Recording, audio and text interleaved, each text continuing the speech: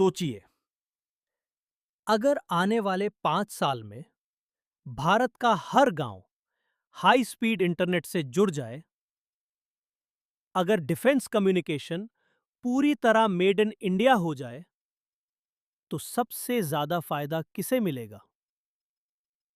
इन्हीं सवालों का एक जवाब है HFCL। पहले लोग इसे सिर्फ टेलीकॉम कंपनी मानते थे, लेकिन आज इसकी कहानी काफी बदल चुकी है।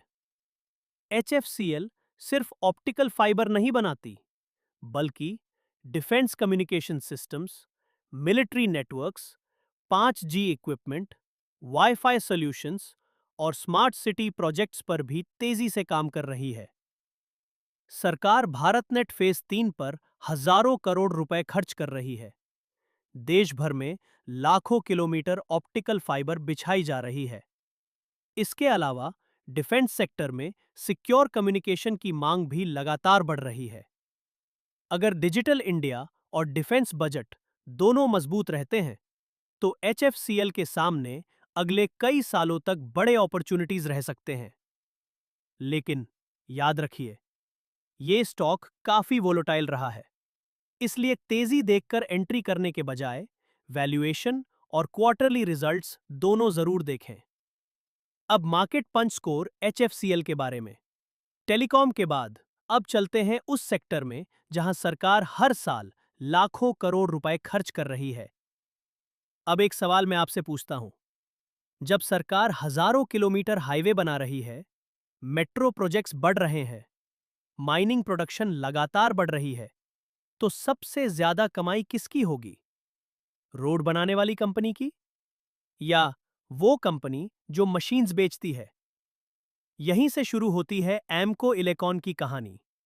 ये company underground mining equipment, heavy engineering machines, material handling systems और इंडस्ट्रियल मशीनरी बनाती है।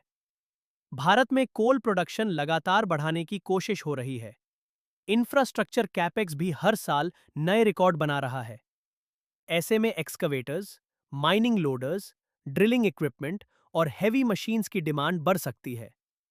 हाल ही में प्रसिद्ध इन्वेस्टर विजय केडिया ने भी इसमें नई हिस्सेदारी ली। जब कोई अनुभवी इन्वेस्टर किसी स्मॉल कैप में एंट्री करता है, तो मार्केट की नजर भी उस स्टॉक पर चली जाती है। लेकिन सिर्फ किसी बड़े इन्वेस्टर की वजह से स्टॉक नहीं खरीदना चाहिए। सबसे जरूरी चीज है कंपनी का ऑर्डर बुक। अगर नए ऑर्डर्स आते रहे, तभी ग्रोथ लंबे समय तक टिक पाएगी। एक समय था जब दुनिया भारत को सिर्फ सॉफ्टवेयर सर्विस कंट्री के नाम से जानती थी, लेकिन आज कहानी बदल रही है। अब भारत का लक्ष्य सिर्फ सॉफ्टवेयर एक्सपोर्ट करना नहीं, बल्कि दुनिया का इलेक्ट्रॉनिक्स मैन्युफैक्चरिंग हब बनना है। Apple, Airbus, Boeing, defence companies सभी धीरे धीरे चाइना प्लस वन स्ट्रैटेजी के तहत नए मैन्युफैक्चरिंग पार्टनर्स खोज रहे हैं। और यहीं पर आती है साइंट डीएलएम। साइंट डीएलएम कोई साधारण इलेक्ट्रॉनिक्स कंपनी नहीं है। यह हाई प्रिसिजन इलेक्ट्रॉनिक्स बनाती है, जो defence, medical devices, railways, aerospace, industrial automation और स्पेस टेक्नोलॉजी जैसी इंडस्ट्रीज में इस्तेमाल होते हैं। ऐसे प्रोडक्ट्स बनाना आसान नहीं होता, क्योंकि इनमें क्वालिटी स्टैंडर्ड्स बहुत हाई होते हैं।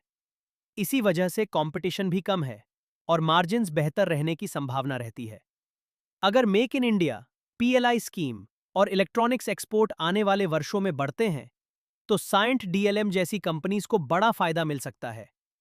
लेकिन एक बात हमेशा याद रखें, इस कंपनी का एक बड़ा हिस्सा एक्सपोर्ट बिजनेस से जुड़ा है।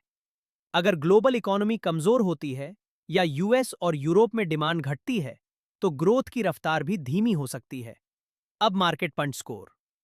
अब बात करते हैं उस इंडस्ट्री की जो अगले 10 साल में इंडिया की पहचान बदल सकती है। अगर कल भारत को अपनी सीमाओं की रक्षा करनी पड़े, तो क्या सिर्फ टैंक्स, मिसाइल्स और फाइटर जेट्स ही काफी होंगे? शायद नहीं, क्योंकि आज का युद्ध टेक्नोलॉजी से जीता जाता है। Radar, electronic warfare, missile guidance, satellite communication और सर्विलांस सिस्टम्स, यही मॉडर्न वॉरफेयर की असली ताकत है। और इन्हीं टेक्नोलॉजीज पर काम करती है डेटा पैटर्न्स।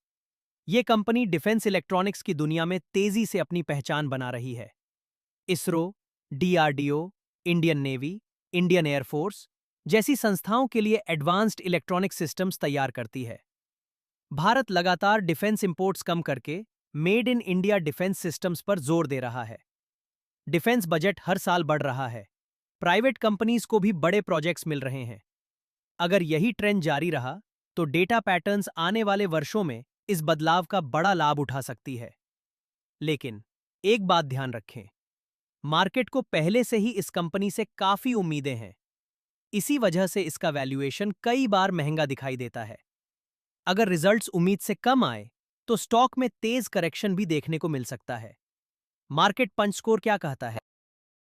आज की लड़ाई सिर्फ बॉर्डर पर नहीं लड़ी जाती, बल्कि कंप्यूटर्स, आर्टिफिशियल इंटेलिजेंस, ड्रोन्स और सिमुलेशन टेक्नोलॉजी पर भी जीती जाती है। युद्ध की तैयारी अब सिर्फ सैनिकों से नहीं, बल्कि स्मार्ट ट्रेनिंग सिस्टम्स से होती है। और यही काम करती है ज़ेन टेक्नोलॉजीज। ये company defence training simulators, anti drone systems, virtual battlefield solutions, AI based defence technologies और मिलिट्री ट्रेनिंग प्लेटफॉर्म्स विकसित करती है। आज दुनिया के कई देश अपनी डिफेंस टेक्नोलॉजी को मॉडर्नाइज कर रहे हैं। भारत भी डिफेंस एक्सपोर्ट बढ़ाने के मिशन पर काम कर रहा है। अगर एक्सपोर्ट ऑर्डर्स लगातार बढ़ते हैं तो ज़ेन टेक्नोलॉजीज के लिए आने वाले वर्षों में बड़ा अपॉर्चुनिटी बन सकता है। लेकिन डिफेंस सेक्टर की एक सच्चाई हमेशा याद रखें, ये बिजनेस गवर्नमेंट ऑर्डर्स पर काफी निर्भर करता है। अगर किसी प्रोजेक्ट में देरी होती है तो रेवेन्यू ग्रोथ भी कुछ समय के लिए धीमी पड़ सकती है। इसलिए इस तरह की कंपनीज में हमेशा लॉन्ग टर्म सोच के साथ निवेश करना चाहिए। लास्ट में मार्केट पंच स्कोर देखें। दोस्तों, आज हमने 5 अलग अलग कहानियां देखी।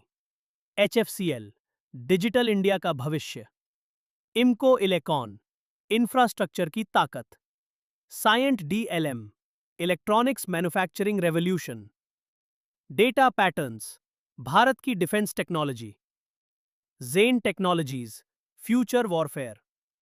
ध्यान रखिए, इनमें से कोई भी स्टॉक गारंटीड मल्टीबैगर नहीं है। लेकिन अगर इनके सेक्टर अगले 5 से 10 साल तक ग्रो करते हैं तो ये कंपनीज भी निवेशकों के लिए बड़ी वेल्थ क्रिएट कर सकती हैं। अब आपकी बारी है। अगर आपके पास 1 लाख रुपए है तो इसे अगले 5 साल तक सिर्फ एक ही स्टॉक में इन्वेस्ट करना है, तो आप किसे चुनेंगे?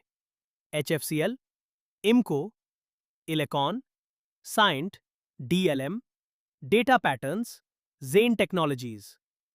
सिर्फ नाम मत लिखिए, वजह भी बताइए। अगर वीडियो पसंद आई हो तो लाइक करें, मार्केट पंच को सब्सक्राइब करें। न्यूज़ देखकर नहीं, उसका इम्पैक्ट समझकर इन्वेस्टमेंट कीजिए।